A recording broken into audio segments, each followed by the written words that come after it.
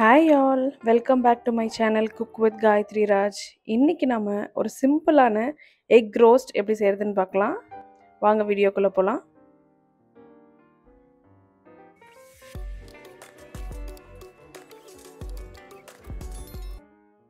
ஒரு பேனில் 2 table spoon oil எடுத்துக்கிறேன்.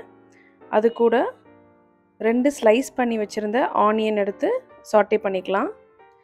ஜிஞ்சர் கார்லிக் பேஸ்ட் ஆட் பண்ணுறேன். கறி லீவ்ஸ் இது எல்லாத்தையுமே சாட்டே பண்ணிக்கலாம்.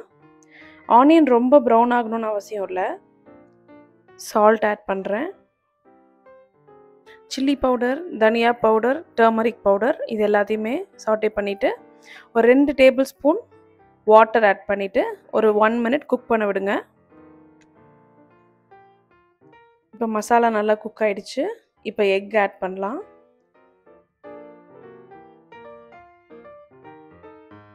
இந்த அளவுக்கு நீங்கள் 4 எக் யூஸ் பண்ணலாம். நான் ஆல்ரெடி பாயில் பண்ணி வச்சுருக்கிற எக்கை இந்த மாதிரி கட் பண்ணி சேர்த்துக்கிறேன். இப்படி கட் பண்ணி சேர்க்குறப்ப உள்ளே அந்த எக்குக்குள்ளே எல்லாமே மசாலா சூப்பராக இறங்கியிருக்கும். இந்த சைட் டிஷ் நீங்கள் சப்பாத்தி, தோசை, கர்ட் ரைஸ், ரசம் சாதம், சாம்பார் சாதம், பிரியாணி இது கூடலாம் சூப்பராக இருக்கும். ரொம்ப சிம்பிளான எக் ஃப்ரை இது. இதே மாதிரி நீங்களும் வீட்டில் ட்ரை பண்ணி பார்த்துட்டு எப்படி இருக்குன்னு சொல்லுங்கள்.